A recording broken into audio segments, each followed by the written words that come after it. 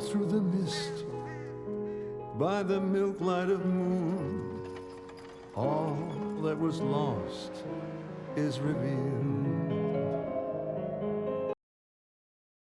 Yo, what's up, my strange fam? It is spooky season. Unfortunately, this month I had to delay the videos I wanted to make on recommendations of my favorite, most underrated Halloween specials, movies, or shows for the season. I ran into quite a bit of copyright issues for a couple of them, and then life and work took over in the meantime. So I do have two specials I'm recommending.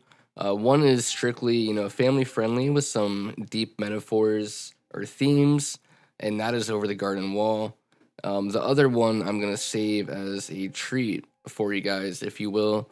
It is gonna be my less family friendly, but still very, very enjoyable Halloween time themed movie that still goes under the radar. Ah, The Unknown. A forest that's less Chamber of Secrets and more you're lost, but you're not really sure that you even want to be found. Welcome to the world of Over the Garden Wall. The cartoon that starts as a cute, whimsical autumn adventure slowly turns into a philosophical nightmare, where the only thing scarier than the monsters is the question of why the monsters exist in the first place. A true existential fairy tale wrapped up in a bow of beautiful Halloween themes and colors. Meet Wirt and Greg, two brothers who, through some cosmic accident, end up in this whimsical hellscape called the Unknown. This place is where reality gets drunk, stumbles into an alternate dimension. It's a forest where trees are whispering your deepest regrets, and even the squirrels are too busy writing their memoirs to give you a proper map. Wirt, our lovable, neurotic protagonist. He tries to be the responsible older brother, but let's face it, him being a shell of anxiety and indecisiveness is not really guiding anybody. He's like a human version of a cautionary tale, but with less wisdom and more hyperventilating.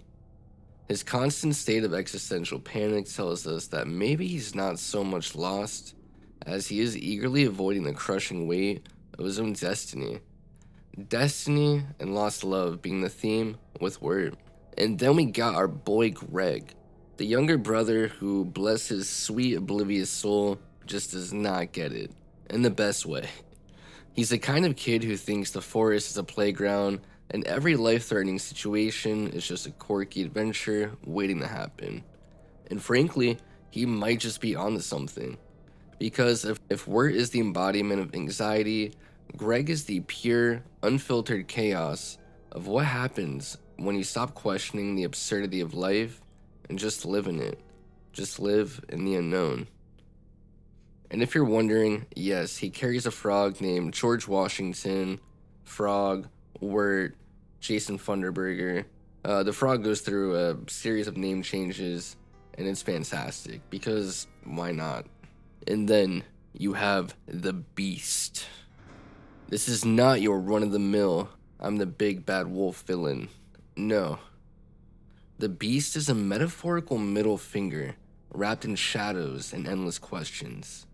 He's the embodiment of hopelessness, decay, and most importantly, bad life choices. And trust me, the way he talks about lost hope could make even the most optimistic of souls think, maybe I should just fade into oblivion.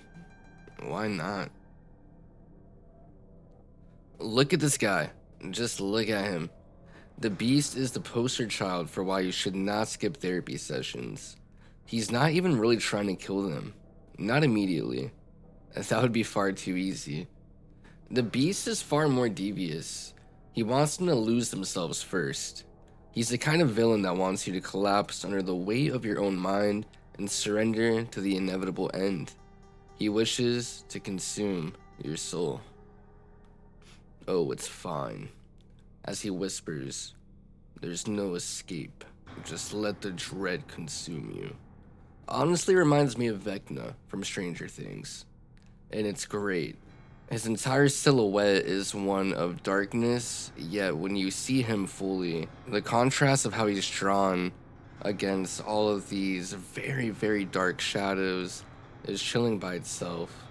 And I could speak for days about the artwork of the show. This is more of just a recommendation video. I'm trying to go out of my way not to give spoilers. I don't want to go super plot heavy. I want this to be a recommendation, a much more in-depth version of the video that's not so much a recommendation for Halloween movies as it is more a very deep analysis of Over the Garden Wall, because it truly deserves it and there's so much to speak on in this 10-episode miniseries. So how did the boys fare when realizing a terrible beast is after them? Greg's over here skipping rocks, having a grand time. He's the type of kid who looks at the end of the world and says, yeah, okay, I can work with this. And you know what? Maybe Greg is the real hero of the story. I mean, if you think about it, his refusal to acknowledge the creeping doom of the unknown is honestly the healthiest reaction. If I just keep smiling, this is gonna work out. And that's Greg. And honestly, he might be the most sane one. Ignorance truly is bliss. And then we have Wirt, who is constantly in denial about his situation while desperately doing anything he can do to get home. There is a talking bird named Beatrice whom Wirt forms a bond with but is consistently arguing with. Wirt spends a lot of his time attempting to shut out his brother Greg and Beatrice, the newly acquainted talking bird. But how are the boys going to get home? How did they even end up here? As the brothers stumble deeper into the unknown, they encounter all sorts of bizarre creatures, from magical talking animals to terrifying shadows. But why is this place so unnervingly charming? Why is this dark, twisted forest dressed in a garb of a children's Halloween special? The answer, of course, well, for everything, it's life, it's loss. It's the slow, uncomfortable realization that everything, from your socks to your childhood dreams, can easily become forgotten. The unknown is the forgotten place, like a cosmic joke of which you're both a punchline and a comedian. The animation truly is stunning. It looks like beautiful water paintings that have come to life, reminiscent of old Disney animations. The creator, Pat McHale, who is a Cartoon Network legend, is the same creator of Over the Garden Wall. This miniseries is truly a work of art that embodies the autumn spirit and captures the spooky whimsy of the Halloween season. This show has become a tradition for me since its release, and as I grow older, I continue to only enjoy Over the Garden Wall more and more. And that, my friends, is what makes Over the Garden Wall such a remarkable piece of art and something that will definitely get the Halloween spirit raging inside of your soul again. I know for a lot of people around my age group, which is, late 20s, born in the mid or late 90s, Halloween was everything to us back then. And Over the Garden Wall beautifully encapsulates that feeling of forgotten nostalgia. There's going to be a lot of twists as well, so just try to breathe it all in. And now is more than ever the time to go ahead and watch Over the Garden Wall if you have not. Over the Garden Wall is simply a reminder that no matter how hopeless things get, there's always a weird frog playing a trumpet to distract you from your impending doom. So take a deep breath, throw on a flannel, and get ready to face your own unknown. Just don't forget to laugh at the absurdity of it all, because honestly, what else can you do? The beautifully crafted animations and overwhelmingly nostalgic yet forgotten sounds of the soundtrack and score really adds the whipped icing on this metaphorical pumpkin pie. Over the Garden Wall is not just a cute, quirky little cartoon. It is a twisted, dark trip down the rabbit hole of childhood nostalgia, an existential crisis wrapped in a pumpkin-shaped bow. Now go make some questionable life choices and just get lost for a little while. It's what the unknown would want. Just try to grow from the experience and don't get lost along the way. Thank you so much for watching the video.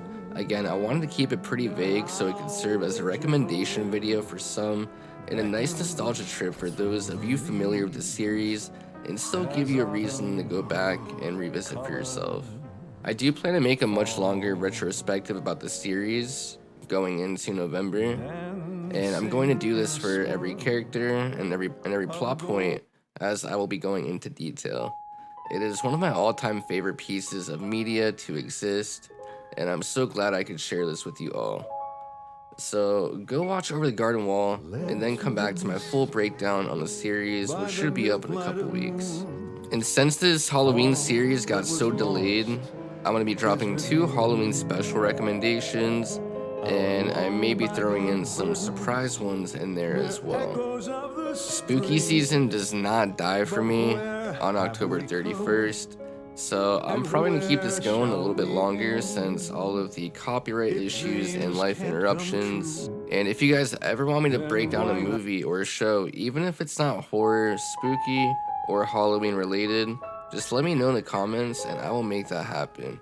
That's going to be it for now, gang. Stay spooky, and I'll see you next time. Led through the mist by the milk light of moon, all that was lost is revealed.